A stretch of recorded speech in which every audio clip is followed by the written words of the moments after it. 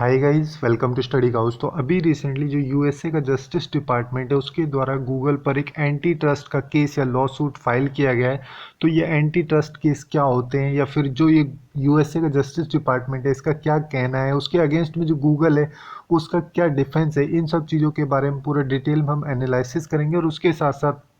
जो इंडिया है उसके सिनेरियो में गूगल की क्या कंडीशन है इसके बारे में भी बात करेंगे। और अगर आपको ये वीडियो यूजफुल लगे then do like share and subscribe to study couch. Okay, so let's start. तो एकदम बेसिक से स्टार्ट करते हैं कि अभी रिसेंटली हुआ क्या। तो कुछ टाइम पहले जो यूएस का जो हाउस ऑफ रिप्रेजेंटेटिव की एक पैनल है उसके द्वारा एक रिपोर्ट प्रिपेयर की गई थी। ठीक है, उस रिपोर्ट में जो एंटी ट्रस्ट के जो एक्शंस हैं या फिर लॉ सूट हैं इन सब के बारे में, मतलब मेनली अगर देखा जाए तो जैसे कि जो गूगल है या फिर फेसबुक है और एप्पल है और अमेजोन जो है, ये बड़ी बड़ी जो जाइंट कंपनीज जो हैं इन सब के बारे में इस रिपोर्ट में बोला गया था कि ये इनकी पावर जो है गेट कीपर की तरह जो मेन पावर होती है, मतलब बेसिकली अगर देखा जाए तो जो डिजिटल इकोनॉमी जो है उसमें अपनी मोनोपोली बनाने के लिए अपनी पावर्स का काफ़ी ज़्यादा अब्यूज़ कर रही है। ये सारी इन्फॉर्मेशन दी गई थी US house of representative panels की एक रिपोर्ट में। और इस रिपोर्ट के बाद ही जो यूएस का जस्टिस डिपार्टमेंट है उसके द्वारा एक लॉ सूट फाइल किया गया है गूगल के अगेंस्ट में, जिसमें बेसिकली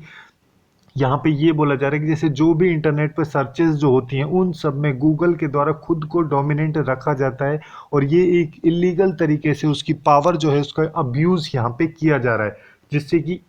जो छोटे मतलब स्मॉल कंपटीटर्स जो हैं या फिर जो कंज्यूमर जो हैं उन सब के लिए काफ़ी ज़्यादा हार्मफुल सिचुएशन यहाँ पे क्रिएट हो रही है। अब इन सब चीज़ों को समझेंगे बट उससे पहले थोड़ा सा ये देख लेते हैं जैसे एंटी ट्रस्ट लॉज जो होते हैं वो बेसिकली क्या होते हैं। और ये जो एंटी ट्रस्ट लॉज हैं बेसिकली रूल्स एंड रेगुलेशंस हम इनको बोल सकते हैं। जैसे कोई भी जो बिजनेस होता है उसकी जो इकोनॉमिक पावर होती है उसको किस तरीके से डिस्ट्रीब्यूट किया जाए जिससे कि किसी एक बड़ी कंपनी के द्वारा पूरे मार्केट को डोमिनेट ना किया जाए, उसकी ही मोनोपोली ना बने। तो इन सारी चीज़ों को प्रिवेंट करने के लिए एंटी ट्रस्ट के लॉज होते हैं, रूल्स एंड रेगुलेशंस होते हैं, जिससे कि जो कंपटीशन होता है बड़े मार्केट की कंपनी जो होती है जैसे कोई बड़ी कंपनी और जो स्मॉल कंपटीटर जो है उन दोनों के बीच में भी एक हेल्थी कंपटीशन रखा जाए। तो इस वजह से कंट्रीज़ के द्वारा जो एंटी ट्रस्ट लॉज हैं इन सबको बनाया जाता है। ये सारी लगभग जितनी भी इंडस्ट्रीज और सेक्टर्स होते हैं, कोई भी लेवल के बिजनेसमैन या फिर कोई भी लेवल का जो बिजनेस होता है, बड़ा बिजनेस से लेके छोटा बिजनेस तक, मतलब कि जैसे मैन्युफैक्चरिंग सेक्टर है या फिर ट्रांसपोर्टेशन का सेक्टर है, डिस्ट्रीब्यूशन का सेक्टर है, मार्केटिंग का सेक्टर है, इन सारे सेक्टर से रिलेटेड ये सारे एंटी ट्रस्ट के लॉस होते हैं। और यहाँ पे कई सारे इलीगल प्रैक्टिसेस मानी जाती हैं, जैसे कि प्राइस को फिक्स करने की जो कॉन्स्पिरेसी होती है उस टाइप की जो एक्टिविटीज़ होती है उनको इलीगल माना जाता है। उसके साथ साथ जैसे कॉर्पोरेट मर्जर जो होता है, मतलब कि जैसे कोई छोटा कंपटीटर है, ठीक है, उसको हटाने के लिए मार्केट से दो बड़ी बड़ी कंपनी आपस में मर्ज हो जाती हैं तो उसके लिए फिर कोई मार्केट ही नहीं बचता है जो छोटा कंपटीटर होता है। तो इस टाइप की जो प्रैक्टिसेस होती हैं या फिर कॉर्पोरेट के जो मर्जर्स होते हैं उन सबको भी इलीगल बताया जाता है। उसके साथ साथ जो प्रीडेटरी एक्ट है, मतलब कि अपने प्रोडक्ट या सर्विसेज की प्राइसेस को इतना ज़्यादा लो रख देना कि वो पूरी तरीके से उस मार्केट को ही डोमिनेट कर लेंगी, जिससे कि जो और कंपटीटर्स हैं उन सब के लिए काफ़ी ज़्यादा हार्मफुल सिचुएशन होती है। और उसके साथ साथ जो कंज्यूमर्स हैं उनके लिए तो काफ़ी ज़्यादा हार्मफुल सिचुएशन होती है। मतलब बेसिकली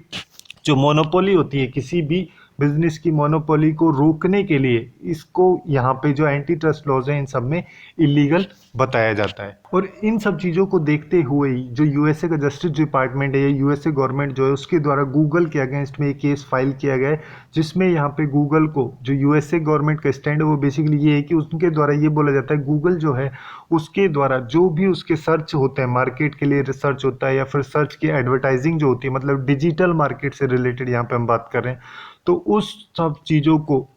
खुद को उन सब में डोमिनेट रखने के लिए, फर्स्ट पोजीशन पे खुद को रखने के लिए पूरे मार्केट को डोमिनेट करता है और उसका इलीगल तरीके से यूज़ करता है। इसमें कई सारी डील्स के बारे में बात की गई, जैसे कि गूगल की जो एप्पल के साथ में डील है, गूगल जो है बेसिकली एप्पल को बिलियंस ऑफ डॉलर्स का पर ईयर पेमेंट करता है, जिससे कि जो गूगल जो एप्पल है उसके मतलब जो भी मतलब डिवाइसेस हैं जैसे आईफोन वगैरह हो गया या फिर उसके अलावा जो भी डिवाइसेस हैं उन सब में जो गूगल का सर्च इंजन है उसको डिफ़ॉल्ट पोजीशन पे रखा जा सके, जिससे होगा क्या कि जब भी कोई उसका यूज़ करेगा तो डिफ़ॉल्ट पोजीशन में जो गूगल का सर्च इंजन है वो ही चलेगा। तो इस वजह से होगा क्या कि पूरे मार्केट को, मतलब कि जो भी सर्च इंजन का मार्केट है, सर्च एडवर्टाइजिंग का जो मार्केट है, उसको गूगल के द्वारा ही डोमिनेट किया जाएगा। कोई भी इसके अलावा जैसे अदर कंपटीटर है, जैसे कि माइक्रोसॉफ्ट का जो बिंग है या फिर याहू सर्च जो है, उन सबको एक मार्केट नहीं मिल पाता। और एप्पल के अलावा जैसे कई सारी स्मार्टफोन कंपनीज है, उन सब के साथ में भी जो गूगल के कॉन्ट्रैक्ट हैं उनको भी चैलेंज किया गया है। यहाँ पे बेसिकली ये देखा गया है कि जो गूगल का एंड्रॉयड ऑपरेटिंग सिस्टम है, कई सारी जो स्मार्टफोन कंपनी जो, उन सब के द्वारा इस एंड्रॉयड ऑपरेटिंग सिस्टम का यूज़ किया जाता है।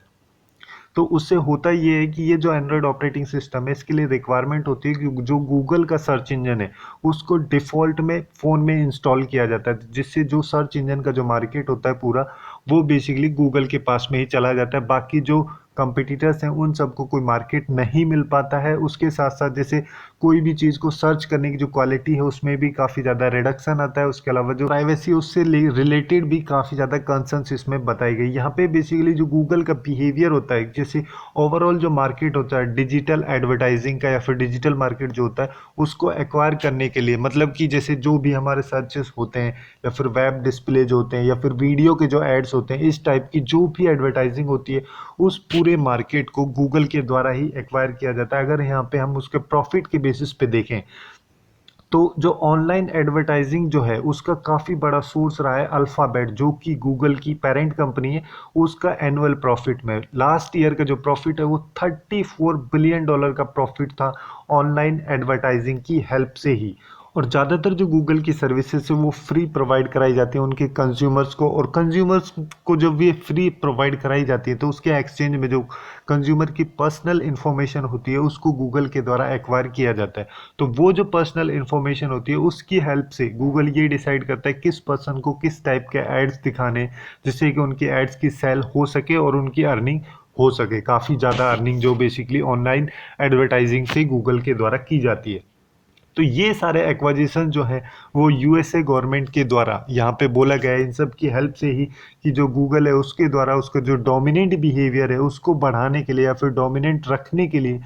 जो उसकी मेन पावर है उसका अब्यूज़ यहाँ पे इलीगल तरीके से किया जा रहा है। और ये सारे एक्वाजिशन पे गूगल के डिफेंस में गूगल के द्वारा बेसिकली ये बोला गया है कि जो भी डील्स के बारे में यूएसए के जो जस्टिस डिपार्टमेंट है उसके द्वारा जो बात की जाती है वो बेसिकली सारी डील्स लीगल हैं। और जो भी कॉन्ट्रैक्ट जैसे कंपनी टू कंपनी जो कॉन्ट्रैक्ट थे जिनके बारे में जस्टिस डिपार्टमेंट के द्वारा बोला गया है कि वो सारे एंटी ट्रस्ट लॉ को वायलेट करते हैं, उसका उल्लंघन करते हैं, तो यहाँ पे गूगल का कहना है कि वो किसी भी लॉ का उल्लंघन नहीं करते हैं, और अगर वो करते तो एक ही कंडीशन में करते जब वहाँ पे कंपटीशन को एक्सक्लूड किया जाता है, जो भी ये company to company contract sign किए गए इनमें। बट यहाँ पे किसी भी तरीके से जो कंपटीशन है उसको एक्सक्लूड नहीं किया गया है, तो बेसिकली जो एंटी ट्रस्ट लॉ है उनका वायलेशन यहाँ पे नहीं होता है।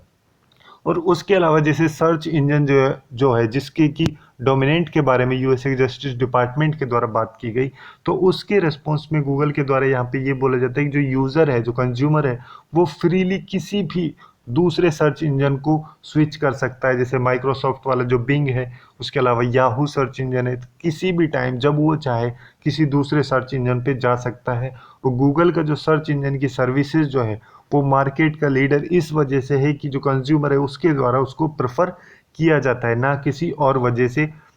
और इसके साथ साथ जो स्मार्टफोन्स के बारे में जो बात की गई थी उन सब पे भी यहाँ पे गूगल के द्वारा ये बोला गया है कि इस तरीके की सर्विस प्रोवाइड कराने से जो स्मार्टफोन की जो प्राइसेस हैं उन सबको काफ़ी कम रखा जाता है, मतलब कि उन सब की प्राइसेस को काफ़ी कम तक रखने में गूगल के द्वारा काफ़ी ज़्यादा हेल्प प्रोवाइड कराई जाती है स्मार्टफोन कंपनीज़ को। और इस तरह की जो कंपनीज जो है स्मार्टफोन की, उन सबको गूगल के द्वारा इस तरह की जो सर्विस प्रोवाइड कराई जाती है वो बेसिकली यूजर्स जो हैं या फिर जो कंज्यूमर्स हैं उन सब के लिए डायरेक्टली बेनिफिशियल ही होती है। अब अगर हम इंडिया के सिनेरियो में बात करें तो जैसे जो भी कंपटीशन रिलेटेड पॉलिसीज जो इंडिया में चलती हैं उन सबको इम्प्लीमेंट करने के लिए एक एक्ट पास किया गया था, कंपटीशन एक्ट 2002। इस एक्ट के अंदर ही एक इस्टेब्लिशमेंट भी हुआ था सीसीआई का, जिसको कंपटीशन कमीशन ऑफ इंडिया के नाम से जानते हैं। उसका मेन काम होता है जैसे जो भी एंटी कम्पिटिटिव प्रैक्टिसेस जो होती हैं उन सबको प्रिवेंट करने का, और जो कंपटीशन है उसको सस्टेन करने के लिए उसको प्रमोट करने का, उसके साथ साथ जैसे कंज्यूमर्स का जो इंटरेस्ट होता है उसको भी प्रोटेक्ट करने का। तो ये सारे काम जो हैं CCI competition commission of India के द्वारा किए जाते हैं। अब गूगल के अगेंस्ट भी यहाँ पे कई सारे प्रोब्स या फिर एंटी ट्रस्ट के प्रोब्स किए गए थे। मेनली जो हुए थे वो थे सीसीआई के साथ में, मतलब कंपटीशन कमीशन ऑफ इंडिया के साथ में। तो पिछले 2 साल में अगर हम बात करें तो जो सीसीआई है उसके द्वारा गूगल के अगेंस्ट में कई सारे केसेस यहाँ पे चलाए गए। जैसे कि जो फ्लाइट सर्च का जो ऑप्शन होता है, कमर्शियल फ्लाइट सर्च का जो ऑप्शन होता है गूगल का, उससे रिलेटेड जो इशू होता है, जिसमें कि कई सारी पोजीशंस को जो गूगल के सर्च इंजन जो होता है उसके द्वारा डोमिनेट किया जाता है, उन सारी पोजीशंस के यहाँ पे बात की गई। उसके साथ साथ जैसे एंड्रॉयड फ़ोन जो होता है या फिर स्मार्ट टेलीविज़न जो होती है, उस सब के मार्केट में जो गूगल सर्च इंजन के द्वारा डोमिनेट किया जाता है उसकी पोजीशन के लेके, उसका मतलब जो बेसिकली यहाँ पे जो अब्यूज़ उसके द्वारा किया जाता है उसकी डोमिनेंट पोजीशन को लेके, उसके बारे में भी यहाँ पे काफ़ी सारे केसेस और इश्यूज रेज किए गए थे सीसीआई के द्वारा। और 2019 में जो सीसीआई है उसके द्वारा गूगल को गिल्टी यहाँ पे माना गया था, जिसमें बेसिकली उसकी जो डोमिनेंट पोजीशन थी मोबाइल का जो एंड्रॉयड मार्केट है उसमें मिसयूज करने पे यहाँ पे गूगल को गिल्टी पाया गया था।